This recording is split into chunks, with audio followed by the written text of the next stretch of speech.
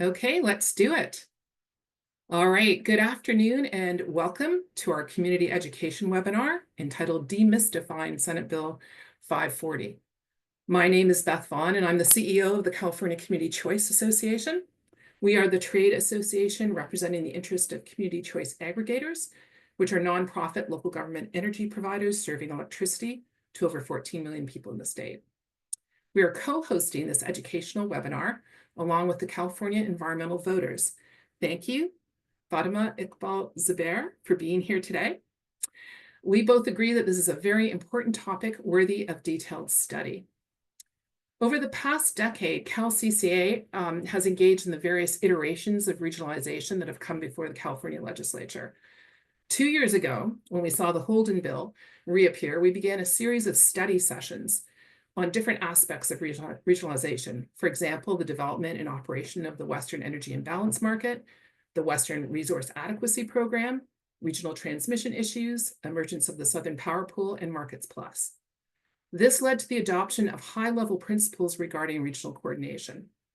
So when utility commissioners issued a joint letter in July of 2023 that led to the creation of the Pathways Initiative, we decided to engage with stakeholders around the West in a very complex and technical discussion about what regional coordination could look like. So this is why today's webinar is designed as an educational webinar. It took us over 2 years to just understand all of these complex technical pieces. So before we have any sort of constructive debate, we think that it's important to understand the key elements of what is being proposed. And that's why we've asked folks from the Pathways Launch Committee here today to each provide some remarks and to walk us through some of the basics. So here's how the next 90 minutes are going to be structured. There'll be 30 minutes approximately of remarks, presentations. Then we're going to have 30 minutes where my co-host and I will be asking questions based on all these crowdsourced questions that you submitted at registration. Unfortunately, Fatima has to depart for a legislative committee. It's a busy time in Sacramento.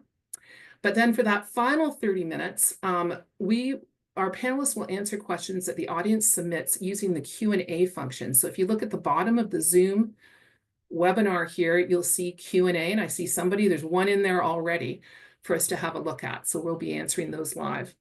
Just want to remind everyone that this is being recorded. We will post it to our website so folks have a chance to have a look at it who weren't able to participate.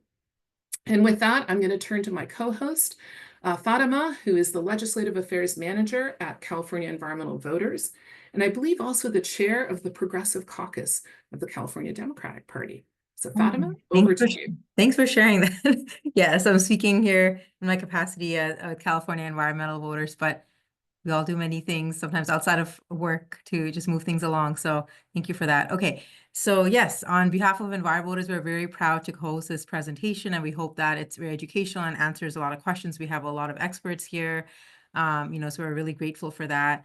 Our organization's driving focus has always been to push for policies that will continue to move, our state in the right direction to address climate change. That's always been our lens, and we've always had a lens of equity, when we think about that. We do realize that there's a growing demand on our electric system and that requires an all of the above approach, right? And we here at California Environmental Voters call it an unnatural climate change, right? As unnatural climate change bears down on us all. We know that California will continue to experience a lot of strain on our grid on extreme heat days, when energy demand is forcing large energy consumers to switch to backup diesel power. And so this should be an unacceptable option for our state. And so we must, of course, invest in, continued proliferation and building out of clean energy technology on distribution and transmission side. However, the Pathways Initiative has worked over the last 2 years to bring forward a common sense proposal that really optimizes energy markets in the West. And so, when we hit those record heat days, and, we all know we will, and we have, and so we will have more of those, we want market participants, we'll have a larger footprint to draw from, and which will save us money. And so, the alternative is our state really going at it alone, and that's not an option if we care about, things like reliability and affordability, which is so important when it comes to energy. So thank you so much, Beth, and I really look forward to hearing from all our panelists. Great, thank you so much. So I'm going to ask Kathleen Stacks to kick things off for us, and then I'd like each panelist as we go along to introduce themselves and to provide their remarks or presentations. So Kathleen, as co-chair of the Pathways Launch Committee, interim chair of the Colorado Electric Transmission Authority, and executive director of Western Freedom. Who are you and why are you here? Thank you, Beth, and thank you, Fatima, to both of you for co-hosting this session this afternoon. I'm looking forward to participating. As Beth mentioned, I'm Kathleen Stacks, the executive director of an organization called Western Freedom. We're working on really broad efforts to regionalize the Western electricity grid and achieve the affordability, reliability, and climate goals that are possible as we see more coordination between utilities and between market participants across the West from a bigger footprint. I'm also have been serving as the co-chair of the Pathways Launch Committee over the past 18 months or so now, and had the great privilege of working with a really broad group of folks to develop the proposals that make up the Pathways Initiative and that led to SB 540. My role here is to talk a little bit about how we got here and the folks that have been engaged.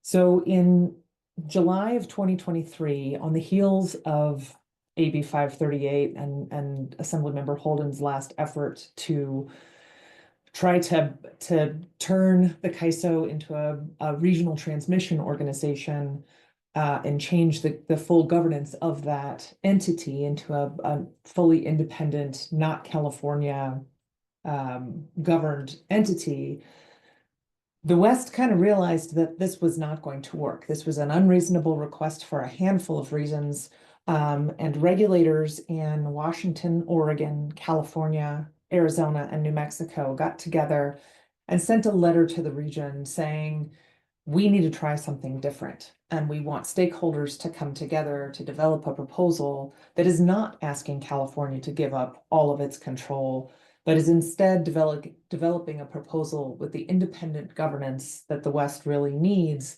to enable further collaboration on our Western electricity issues.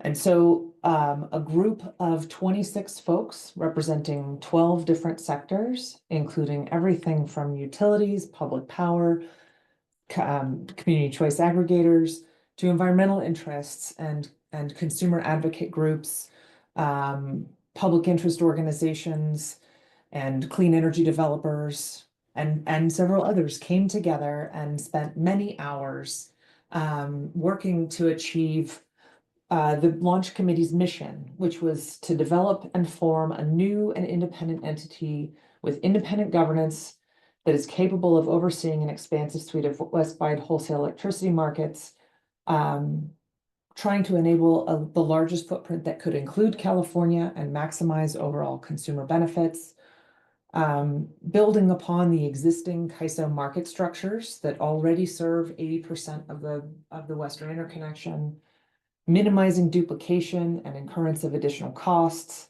and then being able to evolve as the West desires into the future. So this was the sort of foundation for the work that we did. The launch committee was made up of many folks who have worked on these issues for years, either through representing market participants, and really participating in the development of the market services that the CAISO operates, even working on market developments in other parts of the country, as well as people who have advocated for, fought against, worked around market issues for decades at this point. So it was a group with a lot of perspective and experience that came together to develop the proposal that is the Pathways Initiative. And ultimately, what we ended up with was a proposal that got even more support than what we had originally pulled together through the launch committee. And if you go to the next slide, you can see at this point, these are the kinds of organizations that are in support of SB 540, which is really critical to the implementation of the Pathways Initiative. So you can see on here, this is a group of customers, developers, environmental organizations, DER organizations, some of our utilities, labor, all of these organizations coming together in an unprecedented coalition of support, most of whom share clean energy and climate goals, all of whom are interested in seeing more affordable energy, and all of whom need reliable energy to keep their constituents, to keep their customers, to keep their businesses going with the lights on and able to deliver the services that they provide. So this is a really critical part of this. And I think what we have heard in conversations is that having a group of entities that is this diverse supporting a proposal like this really is something to open your eyes and see how important this is. That this is a group that would not come together unless there's a really strong foundation for the benefits to Californians. And with that, I'm going to pass it over to Evie Call, to talk more about this proposal and what is entailed. Thanks, Kathleen. I'm Evie Call. I'm General Counsel and Chief Policy Officer of California Community Choice Association. And I think we need to wade in really slowly today because it'll get complex very quickly, but I thought we could start with looking at what we're really talking about here. Across the country, there are different regions of interconnections. There are 6 separate areas that have been divided for reliability and security purposes. As you can see, on the left there, the dark green is the Western region, and that's where California sits. And within the Western region, everything is connected from state to state with transmission wires. So we are all physically interconnected across the West.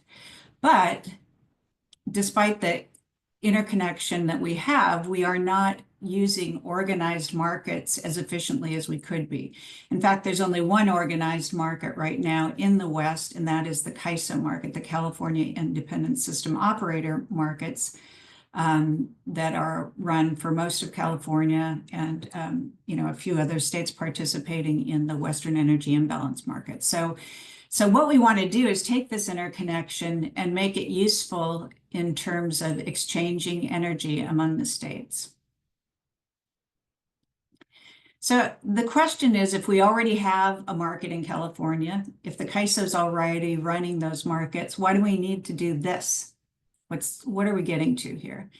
And I think what we need to do is to get more utilities across the West to join us, because the more we have, the larger the footprint. What studies are showing is the greater the cost reduction, the greater the reliability, and the climate benefits to California consumers. But the problem we have is no one likes the fact that today California's markets are governed by a board that's appointed by the California governor. So if I'm from another state, do I want to subject myself to a market that is run by California? And the answer for many, not all, but the answer for many is no, they won't do that. So that's what we're aiming at, is how can you bring independence to the governance of those markets? In addition, we have SB 540 because California law today prevents the CAISO from participating in another market if it's not managing that market and it isn't governed by the California appointed board. So we have to make a change there to enable this market. And then finally, something to keep in mind that's different from the last couple of tries at regionalization is that today, those who aren't really happy about California running these markets have an alternative. That's the Southwest Power Pool's Markets Plus market. So it is competing right now for the same market participants that we're competing for. So either Markets Plus or the Western Regional Organization is going to end up with those who are currently in play. So we have to do it now because we are in that situation competing for the interest of many Western players. So let's start by looking at what's going on today in order to understand what this bill and what the Pathways Initiative does. The CAISO today governs a number of things: transmission planning, transmission operation, balancing authority, which means balancing supply and demand at every moment in its region, reliability coordination, and these last two boxes here are the energy markets. So you have energy market operations, which is running the software, doing the dispatch, all of the things required from a day-to-day basis to operate the market. And then at the very end there, you have market rules. And that's what we're focused on here today as we kind of go through and look at what the changes will be. So this is what the CAISO does today. And the CAISO is governed by a 5-member board, and that board is appointed by the California governor and confirmed by the California Senate. So this is the issue here for anyone who wants to come in from out of state is, again, do I want to join a market with that kind of governance setup? There is one more layer for the energy markets today, which is a Western Energy Imbalance Market governing body. It's a 5-member regional board, so it is a regional board. The problem is it still sits under the CAISO board, the California appointed board. So it still hasn't gotten away from being beholden to California. Finally, at the top, always at the top here, we have the Federal Energy Regulatory Commission today. And what it does is it directs broad market and transmission policy across the utilities it regulates, and it can approve and reject proposed changes to market rules. So everything really comes under the FERC. And you can just see the hierarchy here. It's kind of FERC, the California board, and then the Western Energy Imbalance governing body. So now that we've seen what it looks like today, what is changing? And I think the answer is very little is changing. So you will still have the CAISO governing body governing all of these things, the transmission, planning, transmission operation, balancing authority, reliability coordination, and it'll be actually overseeing energy market operations. What's really the only thing that's changing is we are taking the energy market rules, this last green box here, and we are moving it out from under the CAISO and over to a regional organization. And it will be, it's planned to be right now, a 7-member board. And it's going to have independent representatives from other states who are participating, and it'll be nominated by committee. So we're essentially giving the energy market rules independence from the California board. But again, FERC is still at the top here. Now FERC will regulate not only the CAISO as a utility, it will be regulating the regional organization. So we still have FERC at the top doing broad policy and approving market rules. Nothing changes for FERC. FERC gains no additional authority, nor does it lose any authority. What's really important from a California standpoint, and we have to focus on this, is that the critical policy decisions, those that are near and dear to our heart, will remain in California. There will be no change in the status quo of all of these important programs.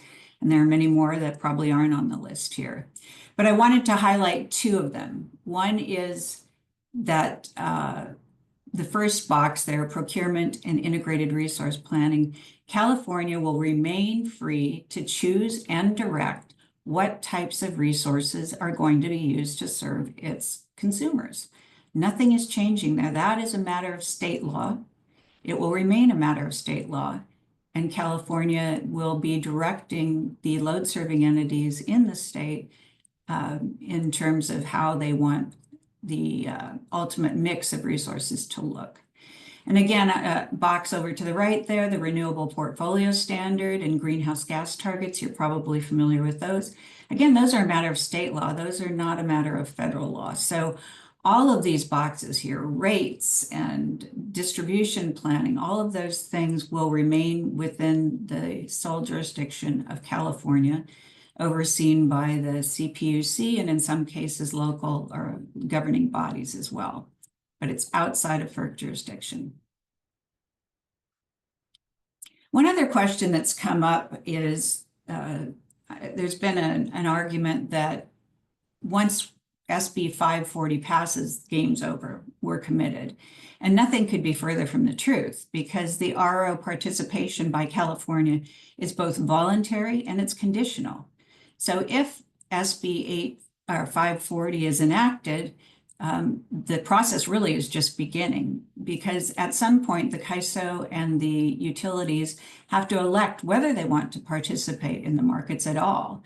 And in order for them to participate in the market, the CAISO's state-appointed board will have to find through a public review process that the RO design meets statutory requirements. So once the bill passes, you have to go through this long public process of saying, is this a good thing for us or isn't it?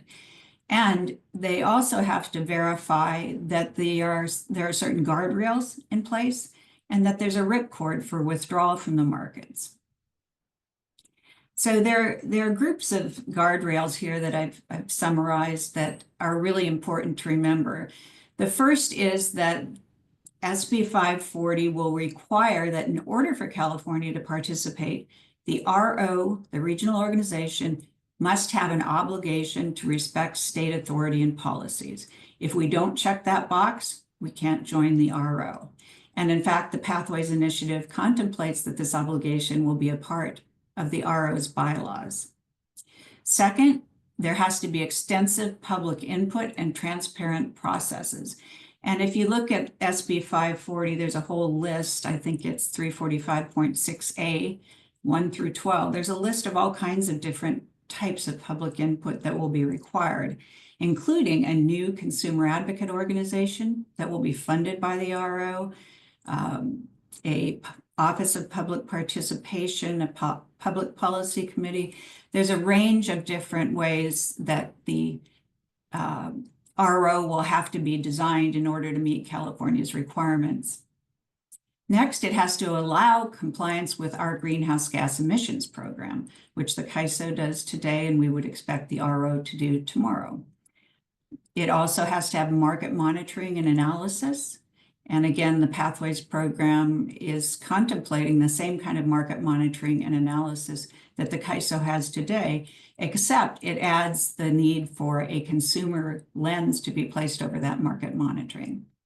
And finally, it requires that in order to join the RO, we have to have the CAISO continuing in the position as the market operator.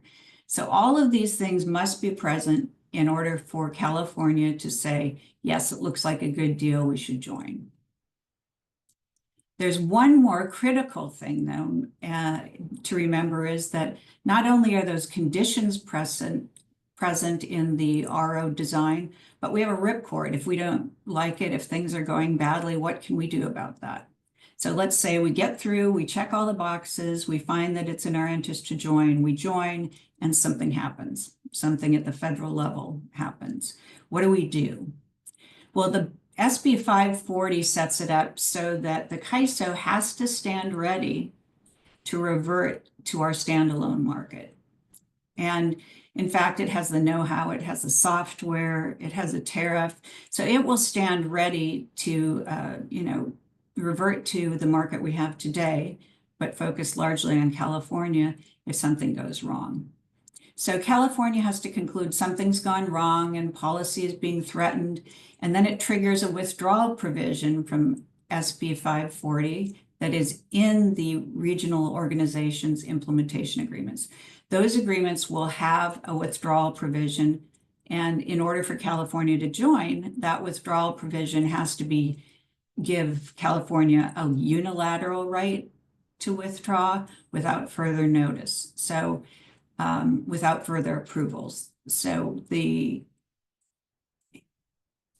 remains an option to just withdraw from the market after having joined. And finally, why are we doing this? Why is CalCCA interested in exploring the Pathways Initiative and many other consumers? And the answer is that there are a lot of benefits that will come from an expanded market across affordability, reliability, and climate. So the first is economic benefits. And this comes from a study that's being done by the Brattle Group for the Energy Commission, but there could be economic benefits of up to $790 million annually to California consumers. We cannot leave that on the table. Second, we'll have increased supply reliability. As you can imagine, having quick access to resources across the Western interconnection will leave us much more flexible in emergency conditions. Next, there'll be a reduced greenhouse gas emissions profile. And that means that compared with the alternative, which is letting SPP get going with its markets plus and splitting the market, compared to that scenario, we will have reduced greenhouse gas emissions.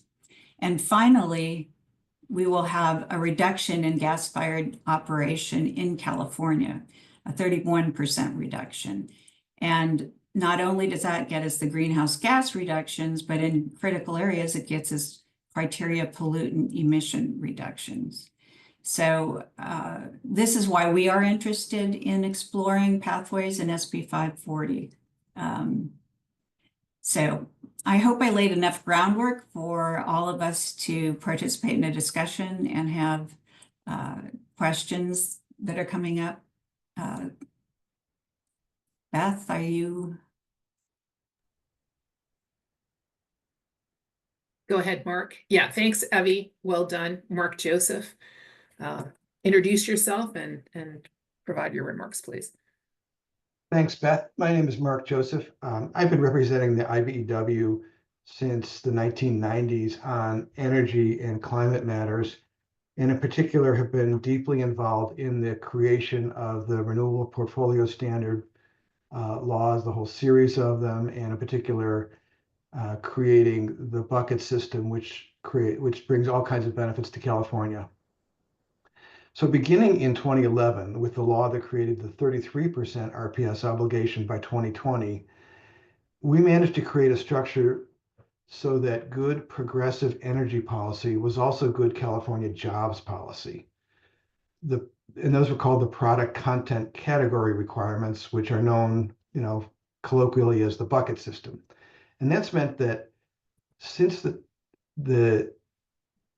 time, the California RPS standard has created several 100,000 jobs, good union jobs in California, building new renewable energy projects.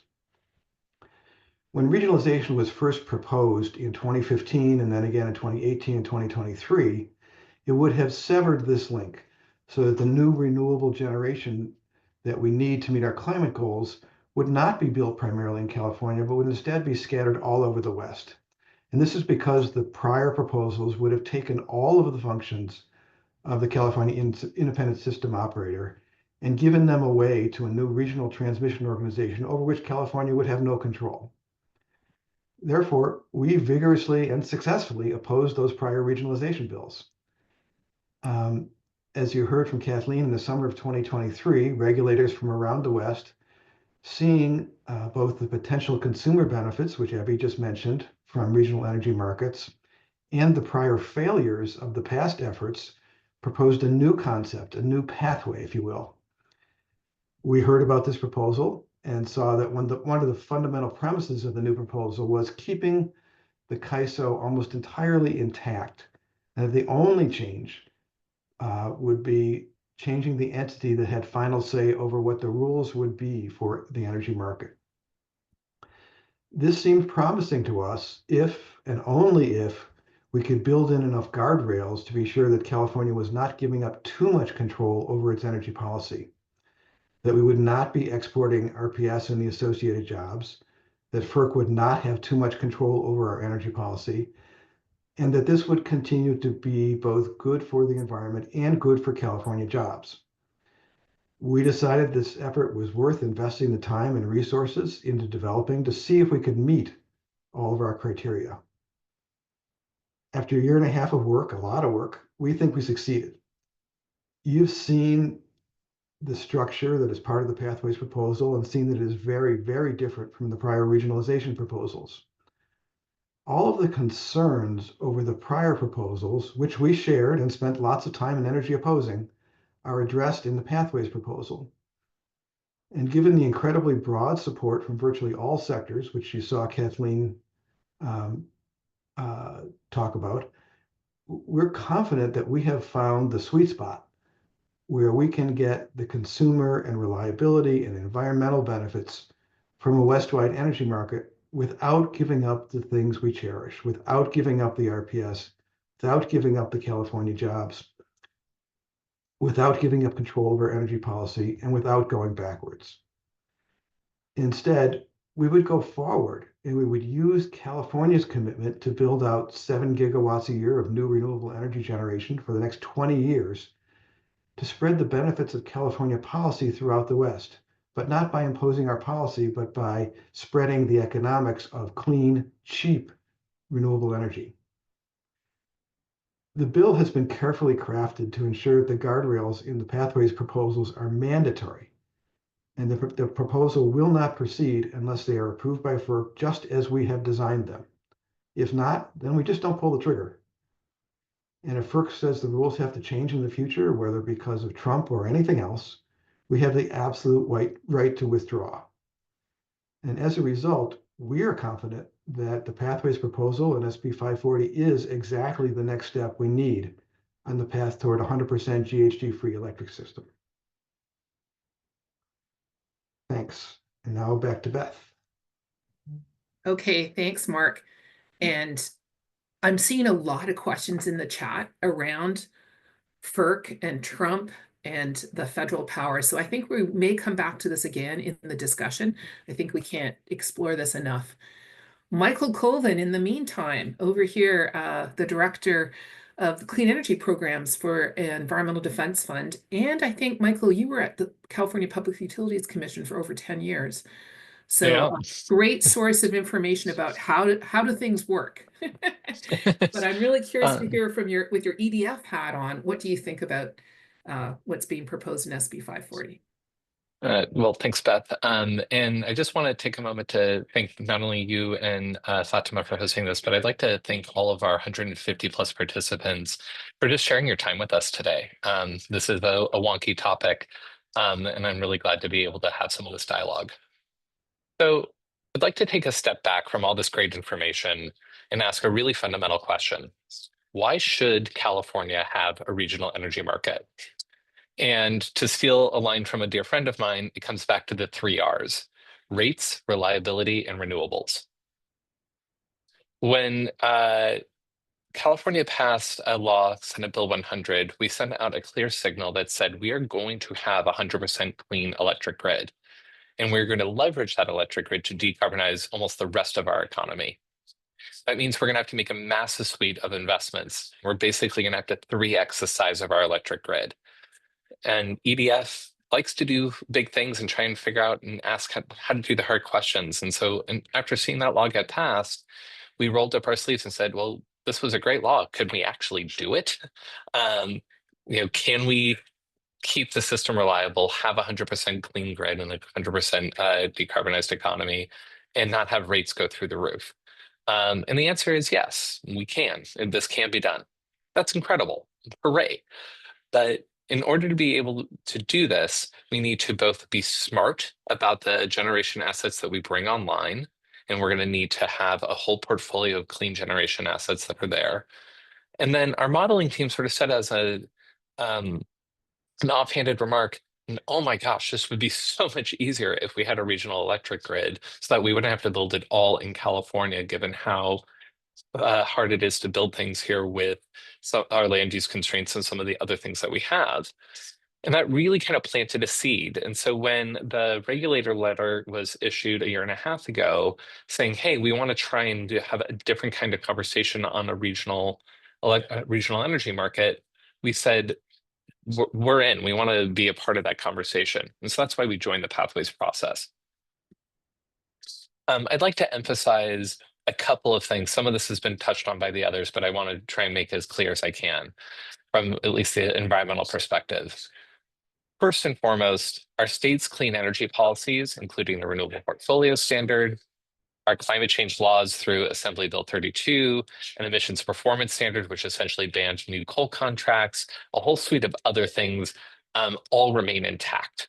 None of that changes. Our state's balance on distributed energy resources, energy efficiency, none of that changes. Two, In California, our dirtiest power plants have already been placed in what we call a strategic reliability reserve, saying we don't want you to run, but we're keeping you around just in case. That means, by definition, they are market ineligible, and we're not going to see any changes to the dispatch of them. We're not going to see these plants be able to run in a new market or do something else. They've already been told you are not allowed to participate. That's great, but I also want to figure out, well, how do we not have to need that reserve in the first place? And opening ourselves up to a market with more clean options is a very viable pathway to do that.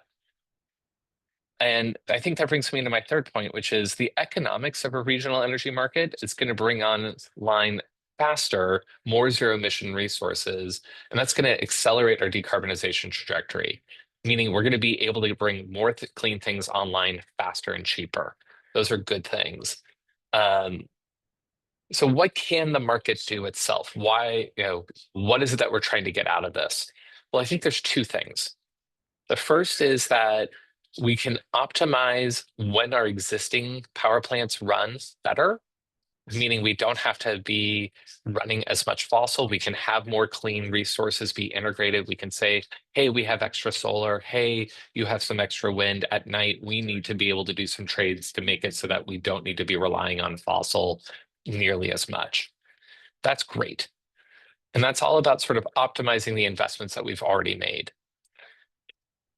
In addition, it also is a way of saying, hey, California is always going to need something at this time, and Nevada is always going to need something at that time, rather than both of our states building a resource that's really expensive that we might only need a little bit. Could we do some resource sharing and try and optimize around that and make it so that the total investment that any one set of ratepayers has to make is less, and we can kind of do that resource sharing for when those very few times of the day when my colleague calls it the don't go flauta, the dark cloudy days of when solar has output is low, the short duration battery have been diminished. What do we do for those kind of odd times?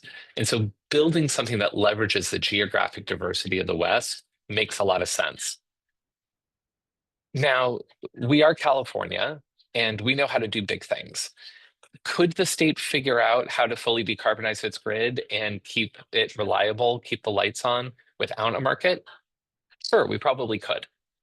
But, and this is a big but, the generation portion of our electric grid, of our electric bill, excuse me, will go up a lot. And probably more than any of us want to admit. And we need to think through and think creatively as we're making so many big investments and we are having to contend with so many other things that are going on in the market right now. I don't want to see our electric bill go up any more than we have to. And one final point that I'd like to make here is both Mark and Evie have been emphasizing that there's a lot of guardrails that have been put in place. And part of those guardrails are consumer protections.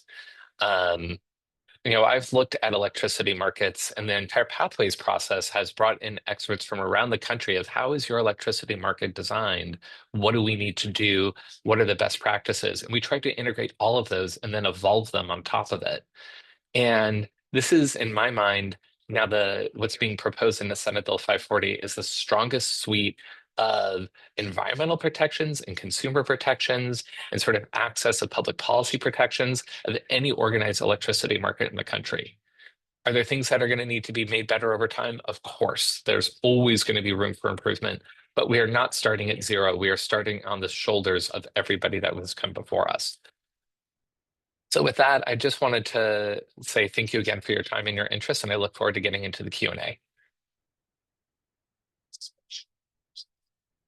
Okay, so let's put our cameras on and folks join in here with me. Fatima, I know that you have to leave in 20 minutes. So do you want to pose the first question, or do you want Yeah, me to? you can go first. I'll do the second one. Okay, great. All right. Well, then Mark, where are you? Mark Joseph. I'm just going to cut to it. I've been monitoring a lot of these great questions. And by the way, can I just say there's no such thing as a stupid question. right? We want all of your questions, even the most basic. So for instance, FERC, what does FERC stand for? What is FERC? Is it the president? Is it a group of people sitting in Washington? Is it Elon Musk? Mark, what's FERC? And can you just address, I know that you mentioned it in your remarks, but people are actually pretty scared at the unpredictability of what could happen. And so maybe a little bit about what's in place today, but what could, are we opening up our borders here, our state borders? What's the threat? So FERC is the Federal Energy Regulatory Commission. It is an independent commission with 5 members appointed by the president. It always has a split between Democrats and Republicans, with the president's party getting the majority of the 5. And so we still have the leftover Democratic majority, but come next July, we will have a Republican majority when the president appoints a new member. FERC has jurisdiction over interstate transmission and interstate energy markets. So right now, FERC has jurisdiction over the energy markets that the CAISO runs.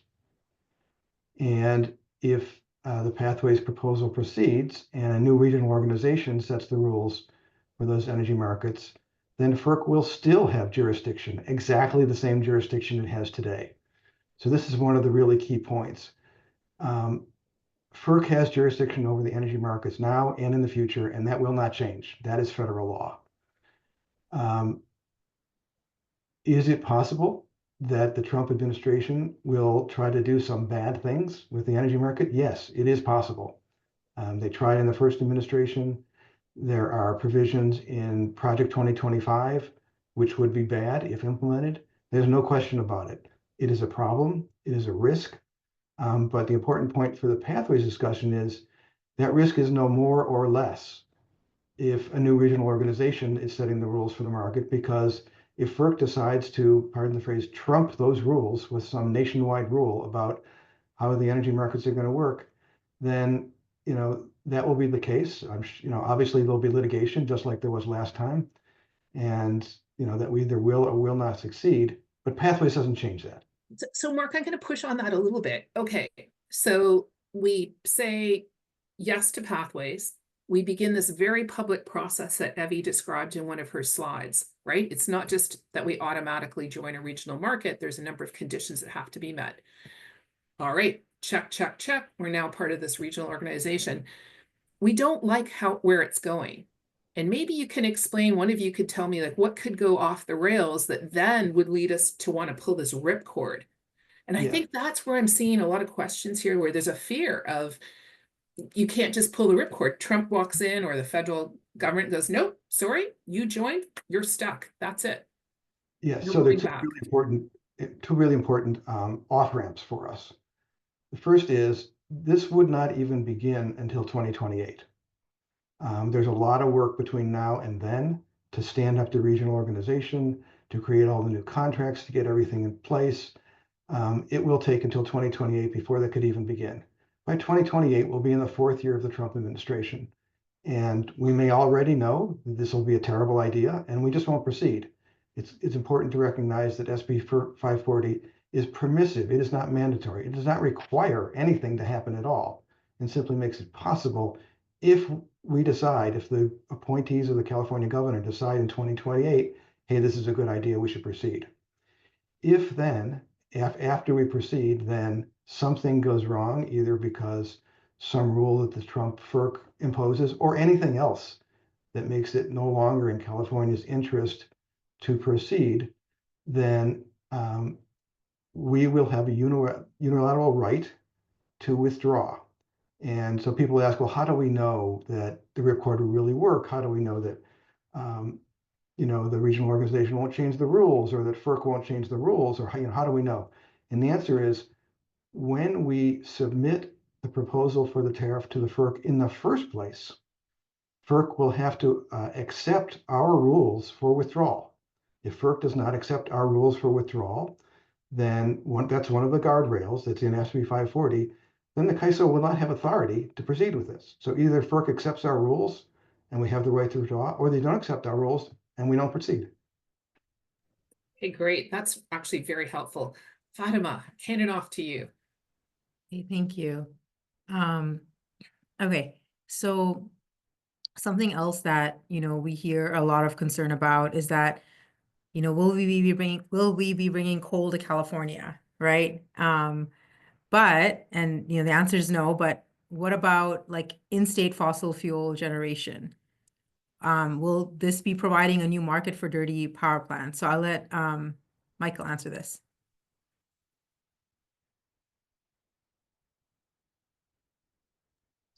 Sorry, folks, the mute button there was not acting fast enough. Sorry about that. So I think there are two things to think through. One, as I sort of tried to mention in my remarks, the existing fossil-fired power plants, the dirtiest of them are already market ineligible. We're not going to see them be able to sell to anyone new outside of California, just like they can't sell to anyone new within California. That's sort of, they're in a special status.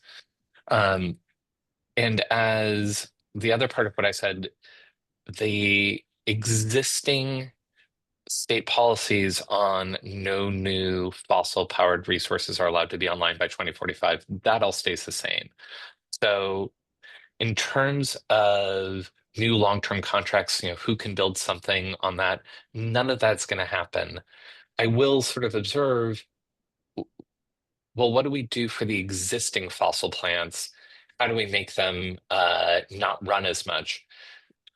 California is not allowed to say, dirty power plant X, you must shut down. But what we can do is create the market conditions to make them so that they don't want to run anymore. And how do you do that? You flood the zone with really inexpensive renewables. And you make it so that if they are running more, they're just, the existing fossil plants are not going to be able to compete. And so I think that's sort of the two-step that we need to be thinking through. You're not going to be able to contract for new fossil, and the existing fossil itself is not going to want to be able to run because we have so much inexpensive existing renewables on the system. Okay, thank you.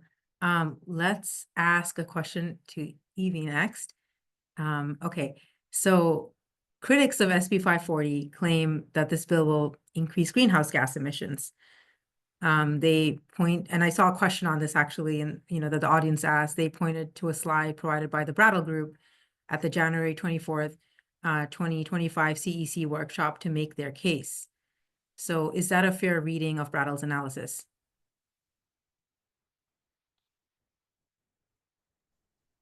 There we go. Sorry. Jackson, do we have the slide available that we can look at? No. So this slide, unfortunately, has caused a lot of confusion, and hopefully it will be improved on in the next rendition of Brattle's study.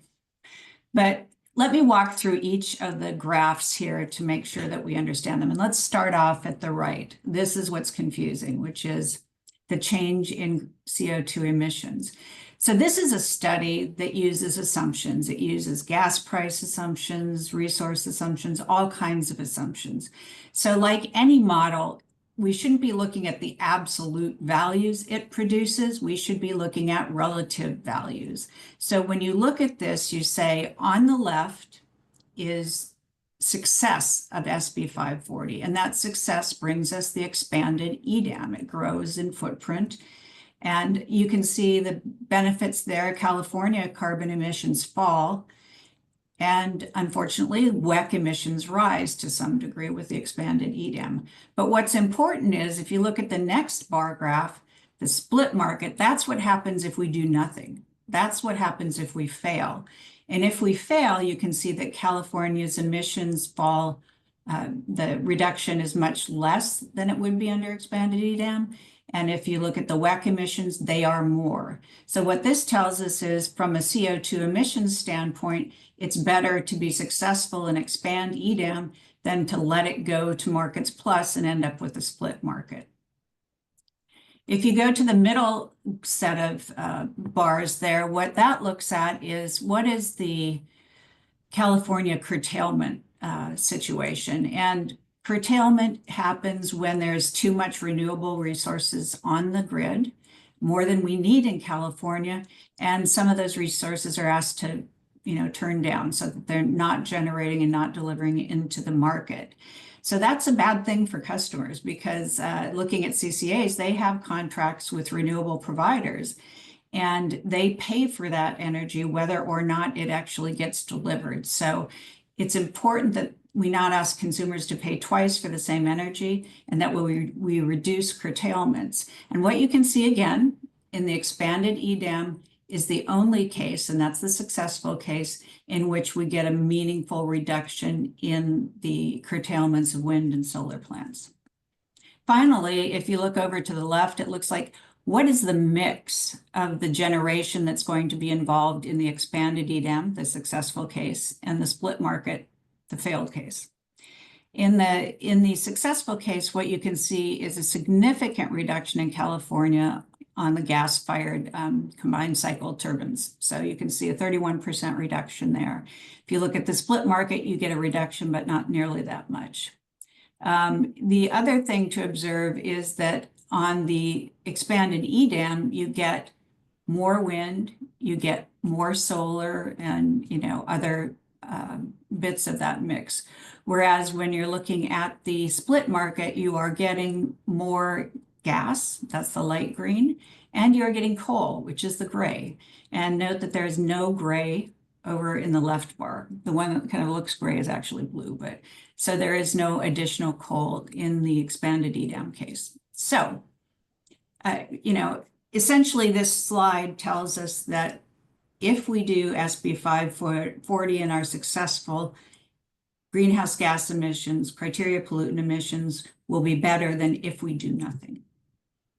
So Evie, Beth here again. So Jackson, please leave the slide up there. I think this is a really important slide to push on a little bit, because while you say the split market is the failed market, isn't it possible that even if we pass SB 540 and we move towards a regional organization and we join at California, will there not still be another market sitting out there called Markets Plus? And so have we benefited at all, or have we just made things more complicated?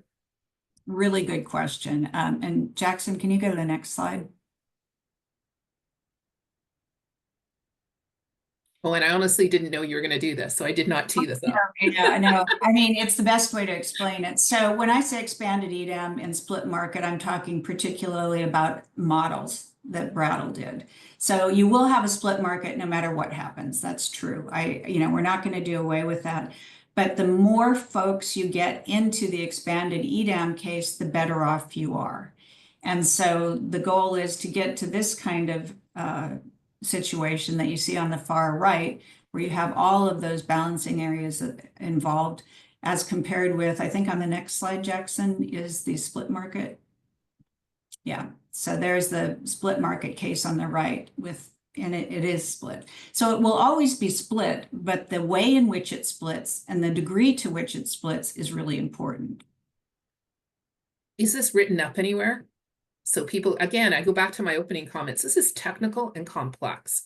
And, this has become very political, and I appreciate that. But in order for people to have this constructive discussion and debate, I found the Brattle study slides somewhat hard to understand. I'll be frank. Okay, yeah, I will give you that. It's taken me a long time and many discussions with Brattle to understand it. So they are not complete with their work with the CEC. As I understand it, they still are working on some sensitivities with gas prices, and they are working on a real baseline case, because this didn't really have a status quo case in their analysis. And I'm hoping that once they get those two pieces done, we'll see something more explanatory than we saw in these slides. Okay, thanks, Fatima. Getting back to you. Okay. Yeah, no, good follow-up questions. It is very complex and it's also hard because people will have questions as they're listening to. So it's good to have the follow-up information after so folks can read through it. I'll just say that you all have done so much work in this, and I think there's a lot of resources here, right? And hopefully everyone can share their contact info and you can reach out and talk to folks as well. And I always encourage that because it's really important, that you all have been working on this for so long and you have a lot of good information. Okay, so I'll go next to, let's see. Okay, so I'll go to you, Kathleen, next. So, some might say, well, if, this is not we don't think this is perfect, and so we should just wait and we should just do nothing for the next few years. Let's just wait, let's sort this out, right? And so what's a scenario where if SB 540 doesn't pass, right? What happens? Thanks, Fatima. I mean, I think the short answer is there is no status quo. It is not like we continue along the path that we're on. If SB 540 does not pass, then we're sending a message to the West that California is not going to be able to participate in markets with the rest of the West, and that if they want to participate in a market with a bigger footprint, they're going to have to go in a different direction. And the Southwest Power Pool, which has been mentioned now a couple of times, with their similar market offering of Markets Plus, it offers the same kind of services as the CAISO's extended day ahead market. Studies show that the bigger the footprint, the bigger the benefits. And so if utilities go over to Markets Plus, those utilities are going to benefit from a larger market, and California is not going to be able to participate in that. And California has no control over those other utilities. They're going to make those decisions. In addition, what that also means is those utilities who are participating with California in our real-time market, which is the Western Energy Imbalance Market. It's been around since 2014. It now serves 80% of the West. Those utilities are going to leave that footprint because they cannot participate in both markets operated by the CAISO and markets operated by the Southwest Power Pool. It's one or the other.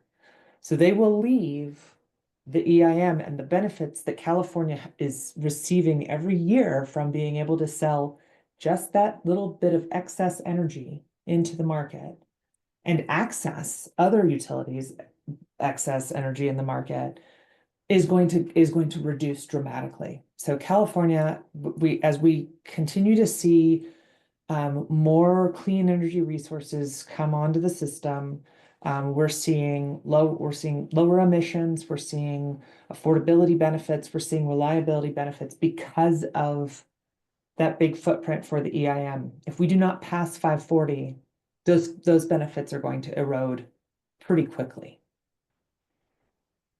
And then I guess if I can ask like a follow-up question, is that okay? So Kathleen, how would that impact, like, I know we have like such a affordability crisis in the state, right? And there's many solutions like being offered right now by the legislature, but if that happens, like, I mean, I don't know if what can we predict what'll happen to our affordability and also our reliability?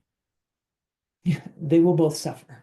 Mm-hmm. We will lose our ability to access other energy from other parts of the country. We've seen over the last couple of years the benefits of this regional coordination in some of the heat domes, in the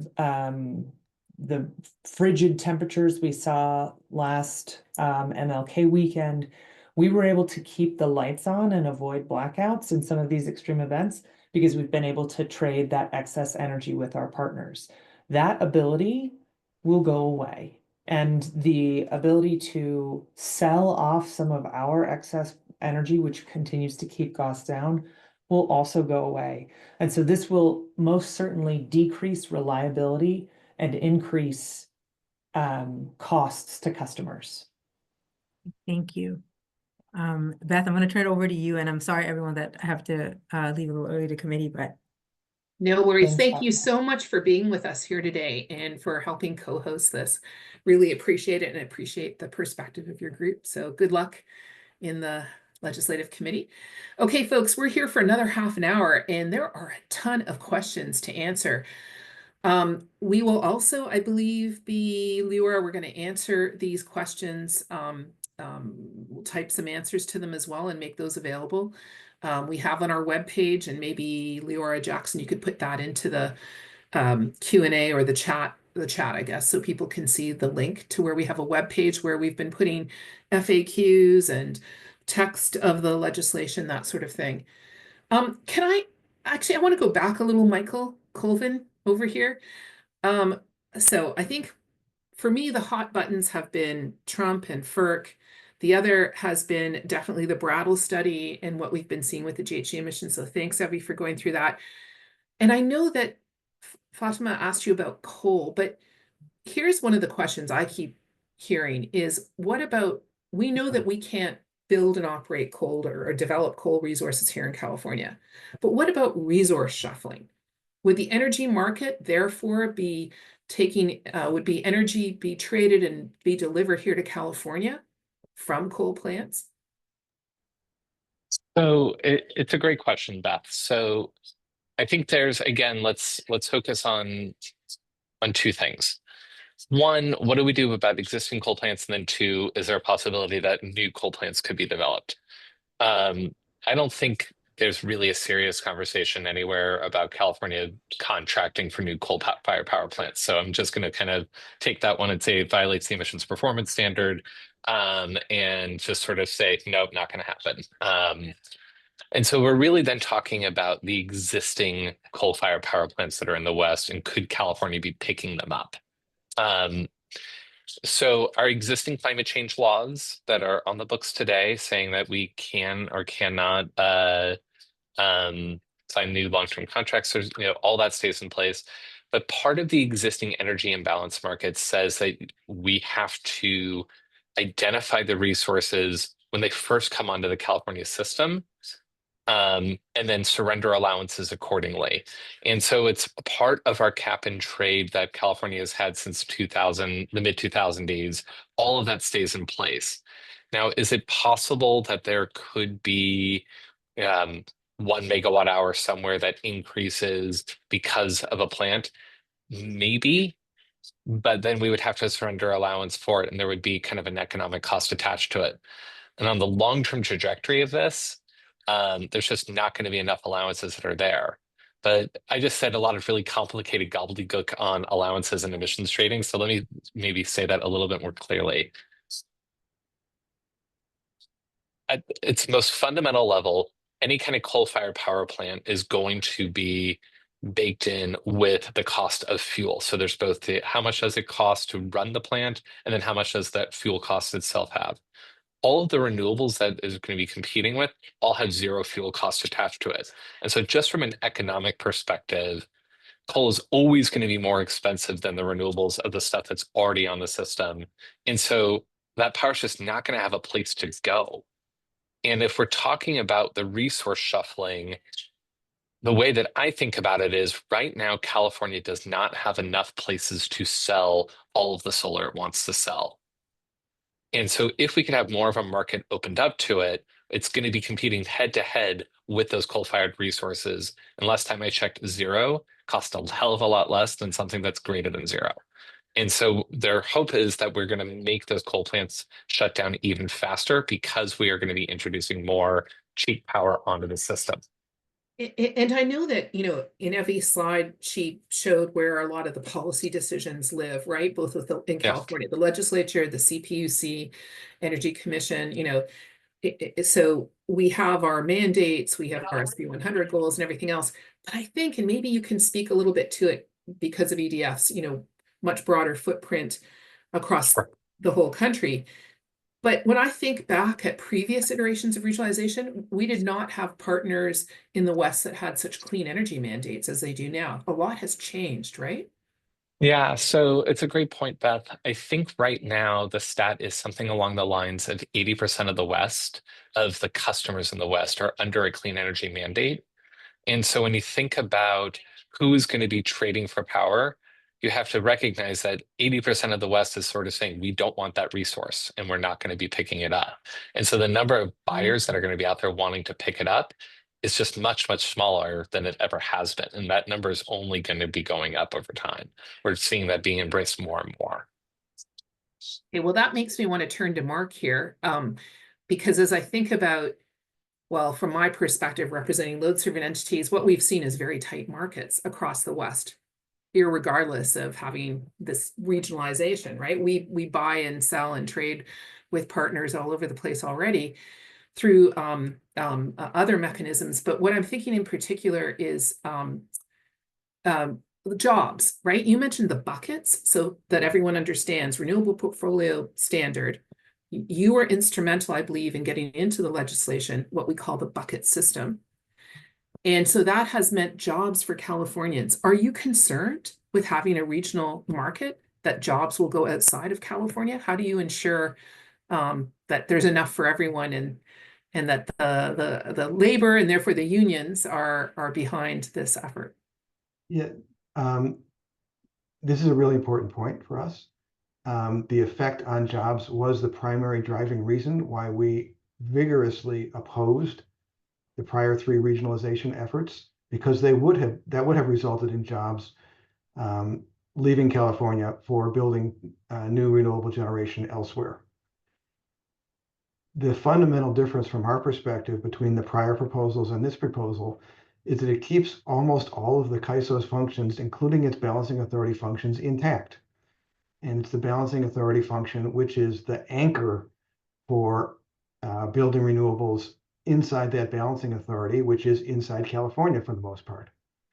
So not only are we not concerned about this costing California jobs, we think this will actually be good for California jobs for a couple of reasons. One, it locks in the existing balancing authority area. And 2, as Michael alluded to, we have a lot of excess solar, which now has no market because we don't have the customer base that's broad enough outside of California.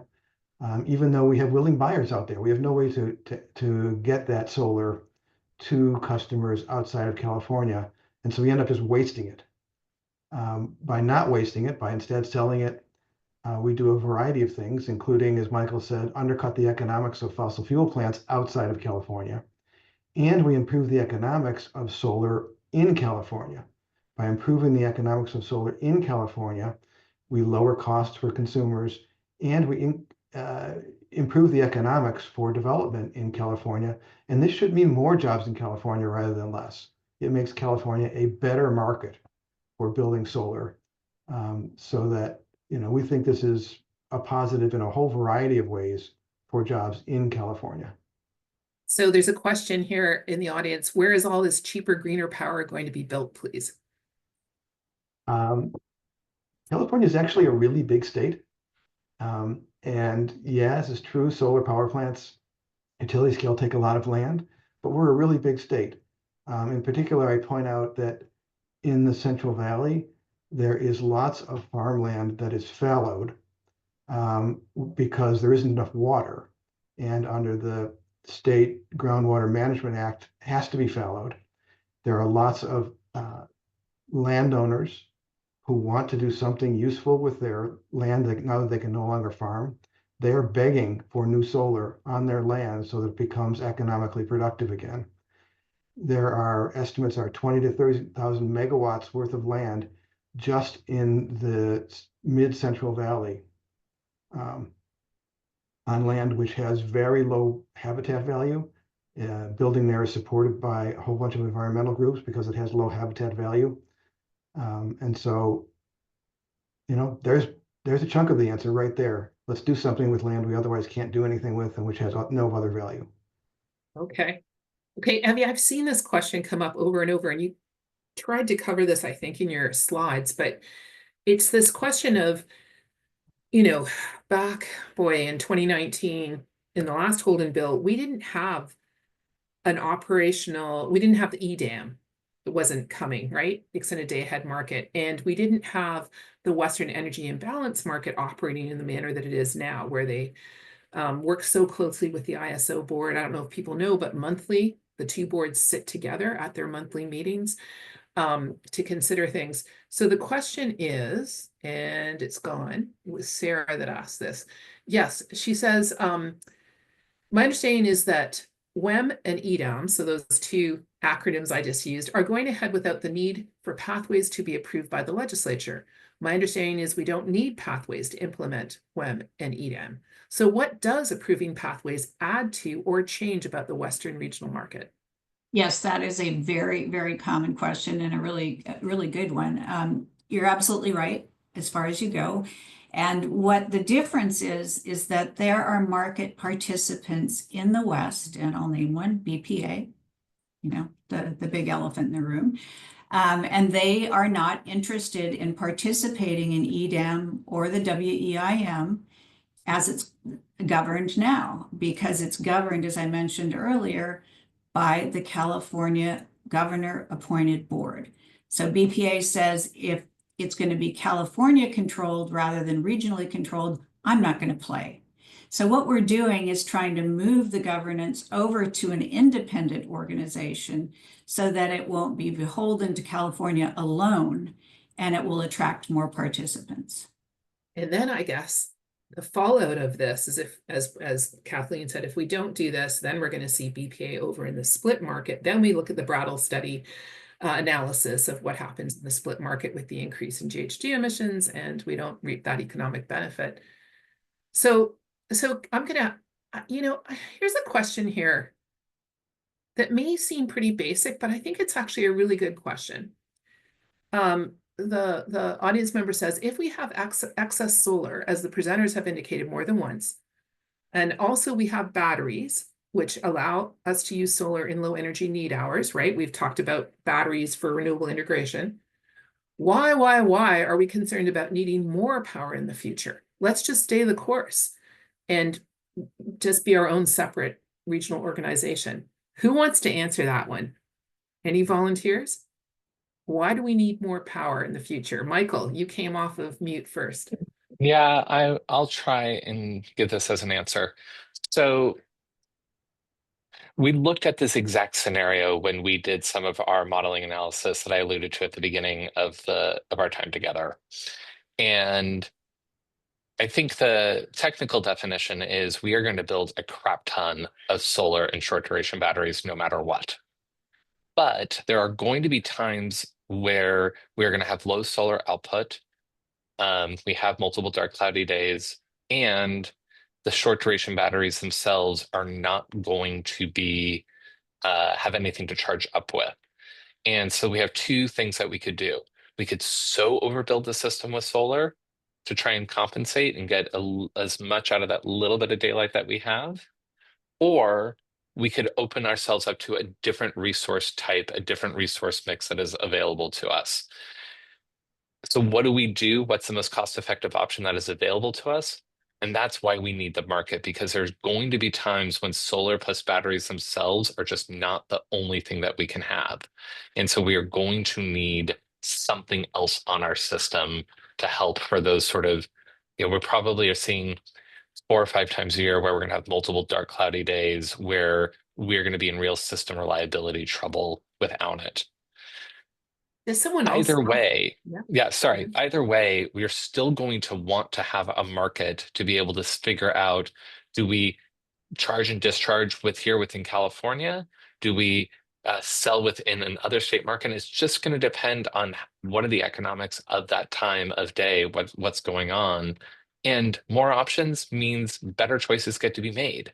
And right now we have very few options available to us. So we're just trying to give ourselves as many options to decarbonization as possible. Okay, I've got 2 follow-up questions for the panel here. One is, you talked about having, well, no, let's first go to the question they're asking. Why do more power? Anyone want to speak to the demand forecast that we're seeing? Sure. The Energy Commission has said we need more power because we have increasing demand. We have increasing demand because we are going to electrify transportation. We're going to have a lot of trucks and buses and cars that are going to run on electricity instead. We are going to electrify buildings. And so electrification of the economy increases demand. And that's a good thing because that's a core to our climate policy. Second is, even if overall demand did not increase, we're also in the process of transitioning our generation fleet from lots of reliance on gas plants to less reliance on gas plants and more reliance on new renewables. So changing the fleet and responding to bigger demand driven by electrification of the economy is why we need more. Okay, well, that leads me to my second question, and open to anyone on the panel here. But what about distributed energy resources? Do they play any role in this? Michael, you said everything should be on the table. Are they impacted by this proposal in a regional organization? So it's a great question, and to be very clear, I want to see as many distributed energy resources built as humanly possible. And we're still going to need a regional energy market. These are not mutually exclusive items. And what that means is, Evie talked about it on her slide at the beginning, we are going to have a master plan of here's where we're going to be buying our electricity from. We call it the Integrated Resources Plan. And we already say max out all the energy efficiency, max out all the demand response, max out all the short duration batteries, max out all the local distributed energy resources. And once we've done all that, how much power more do we still need to buy? And so the question is not do we need these DERs or not, it's how many of them are going to actually show up. We could max out all the DERs possible, and we're still going to need to build more central station stuff, and we're still going to need a market. We take the high case, the high scenario case, and the modeling for DER resources, we already take that as sort of a given. And if we need something, and we still need more than that. And so then there's a little bit of prudency that you have to think through of, well, what happens if the high case doesn't show up, but it's the middle case or something else? And so you have to kind of have a little bit of a contingency that's there. The one other thing that I think that I would want to mention here is distributed energy resources help protect us in case market prices go really haywire. And market prices also help protect us in case distributed energy resources go a little haywire. The two of them are both needed. They're sort of both, you squeeze on both parts of the water balloon. And so if you want to kind of have a full-on portfolio to say, here's how we're going to try and balance out our grid to get us towards a decarbonization option. So I don't think of these as in competition. I think of them as sort of, we need to do all of it together. Okay, I'm seeing, again, glancing at the questions here, I think there's some confusion about curtailing solar at certain times of the day versus this idea that IOUs and CCAs, load serving entities, are saying that they have excess solar power that they can't use and thus need to sell it to other entities. So maybe, Evie, can I ask you just to address the difference between curtailment versus, oh, I've got excess solar, because I think those are two different things. Yeah. How can I explain this? Okay, so curtailments happen when, let's say at noon, when all the solar plants are on high and they're all delivering into the grid, and suddenly we've got far too many resources coming into the grid than we can use because we can't choose when solar gets its fuel. Solar is fueled by the sun, right? So when the sun shines, we get the output. If we can't use that output in California, what we have to do is curtail it off the grid because we can't overload the grid. So that is when curtailment happens, and that may or may not be access to an individual CCA or an individual IOU, but it's access to the system. If you're talking about individual CCAs or IOUs having excess solar that they need to sell, they can. They can sell it by contract bilaterally. They can try to sell it in the market, but if it's curtailed, obviously that's not going to work. But I don't know, Beth, have I answered the question? I'm not really sure what it is. Yes, and I know it gets very technical. We have a debate constantly with the IOUs about excess solar in the system, and yet think about the RPS, and we have these goals for solar in the state, and you look at the graphics that Sivagunda and the CEC put forward where they say we need 7 gigawatts every year between now and 2045 installed, new and installed, and it's a combination of resources, but definitely solar is still part of that. So I think it goes back to your point about time of day, time of use. Things have changed. Our net peak is at a different time than it used to be. Consequently, time of use factors change. So again, folks, it's technical and it's complex, and I'm really appreciative of these excellent questions that people are asking. I'm going to ask you, the panel, we've got about 8 minutes left. Are you seeing any questions in here in the Q&A that you would like to answer live? And while you're thinking about that, I see Bill Julian's asked a question here. California participates in all sorts of transactions throughout the West, supported by ICA investments in transmission and generation throughout the West. Why does anyone think that those transactions, investments, long-term contracts, interbalancing authority transactions of short and medium-term duration would go away? Is the ISO style organized market with its quirky price formation the only manner in which the participants think California participates with the West? Yeah, great point, Bill. I agree. We participate in the West in all the areas that you talk about. I think what we're talking about isn't like, what are the long-term deals looking like? What gets built where, all of that. What the market does, in my mind, is optimizes our use of what's already there on a day ahead and a real-time basis. So it's not that it changes the whole complexion of the energy trading in the West. It just optimizes at a certain time the resources that we already have. And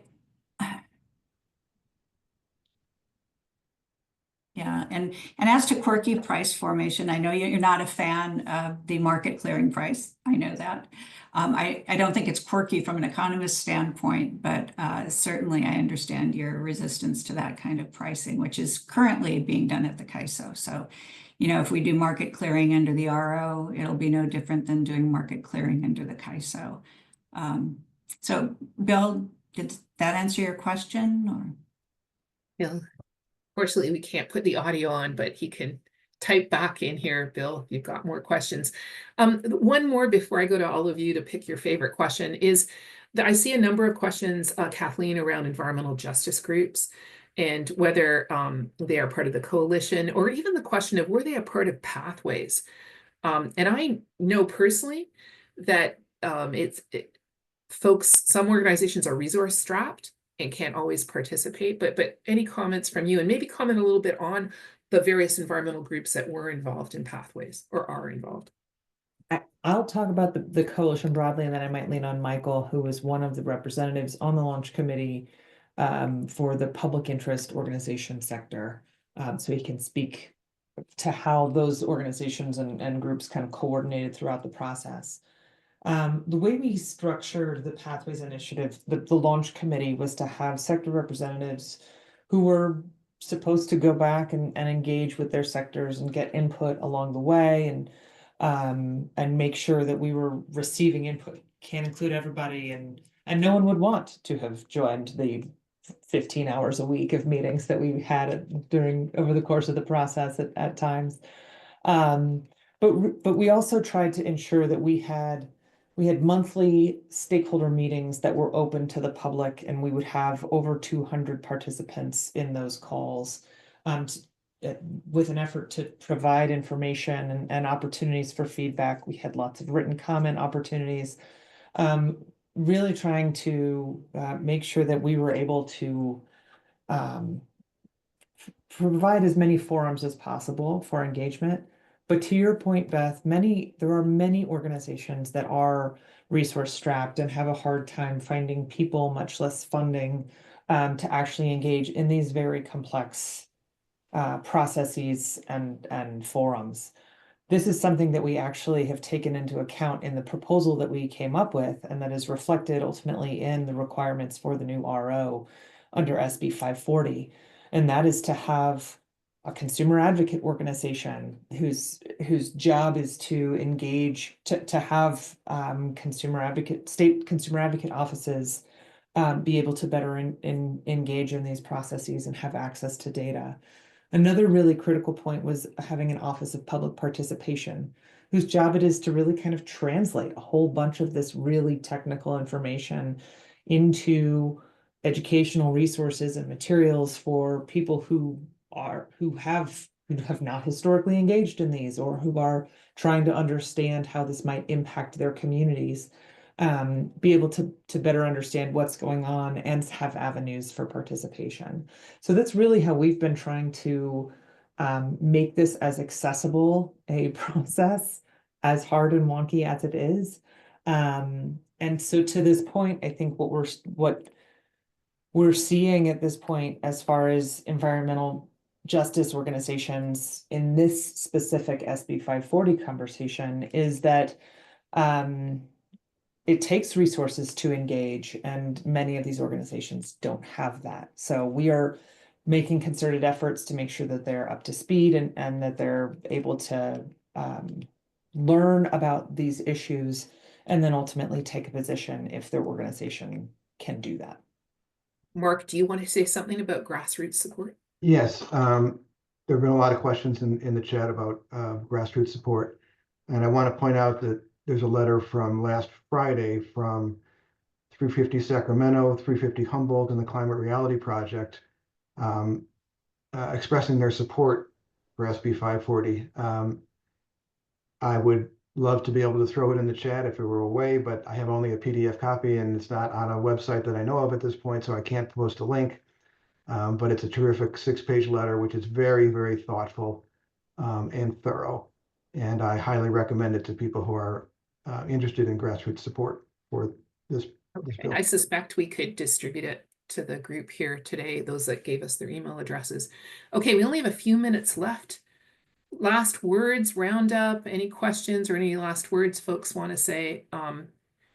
Michael Colvin, did you want to answer any questions or? Sure. I'm going to answer a question that I think was posed by Rachel McMahon of, we've talked a little bit about the withdrawal policies.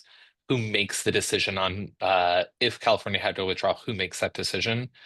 It's a really thoughtful question. I think there is both what the bill says and then how it might actually work. The bill says that the CAISO Board of Governors is ultimately going to be in the driver's seat of figuring out, have all the conditions be met before they sign the dotted lines. And so they're sort of a checkpoint that is there. I think in reality, in addition to them having that, the energy agencies talk to each other very frequently. And if the conditions are not ripe to be able to do this, I think that will be done in consultation and there will be no surprises that it's going to happen. I can't promise that, I can't guarantee that, but that has been my experience over the last 15 plus years of doing work like this, that no big thing like this would happen without everybody sort of being on the same page. So, the other part of that answer is if the legislature really really feels the need to say something, they always have the right to do that as well. But the bill does not require them to act. There is sort of an off-ramp already built in. And I would just add one more footnote to that. The bill does specifically preserve the PUC's authority to tell their jurisdictional entities, the IOUs, to withdraw. The PUC has the authority, and the bill confirms that it remains. Right. It's a really Thanks, good Mark. point, Mark. Effie, I think there's a question you want to answer before we sign off. I've lost the question over here, but the question was around, didn't we make the CAISO's governor-appointed board to prevent situations like Enron in the 2000-2001 crisis? And I think the answer is yes. It gave us a bit more control perhaps than having a regional board did. But the important thing to remember is we are not in 2000-2001 anymore. A lot has changed in 25 years in terms of market experience. We've developed market monitoring departments and protocols. There's a whole new structure that's been set up around trying to prevent that kind of situation from happening again. And that same structure will be imported into the RO so that we have the same firm Department of Market Monitoring. We have a monitor who's looking at things through a consumer lens. I think there's testament in the last 25 years that it hasn't happened again. It happened at a time when the markets were new. We were learning how to deal with them. They, I think, launched in 1998, if I remember. So they'd only been around a couple of years, and we've just got a lot of space between 2000 and 2025. Okay, so any last words from Mark, Kathleen? I would just note that we have now slightly over 100 questions Yes. in the Q&A, of which we have managed to answer slightly over half. I think that's a terrific demonstration of the importance of this issue and the engagement of lots and lots of people, and that's terrific. And we hope you will stay engaged. Yes, and it is past 2:30, so I do need to wind this up. But to your point, Mark, I think the fact that people are asking questions, really good questions, shows how complex this is as well. I mean, very few people I talked to today actually understand what the current California Independent System Operator does. So this idea that we're going to create a regional market sort of blows the mind. And I think I also saw in there of what's next. If it's just the markets, don't some states need us to head, or they need to be part of an RTO, a regional transmission organization? We didn't even touch on the transmission side, of which that is not a topic in this bill, so we didn't talk about it. But it just tells me that we need more of these kind of conversations. I think to Mark's point, we will take these questions and let's collectively create a document so we can answer, and then we'll make that available, right? Leora and Jackson, our tech folks in the back here. But again, and if there's need for another webinar, we're happy to host that as well. But thank you all. Number one, thank you to the audience. Thank you so much for being engaged in this and being so considerate and thoughtful. We really appreciate it. And thank you all to the panelists for taking time out to prepare for this and to participate. All right, so with that, I'm going to end this webinar, but it's not the end of the conversation. Let's continue to dialogue about this as the bill begins to move through the system in Sacramento and beyond. So again, thanks to you all, and we are adjourned. Thank you.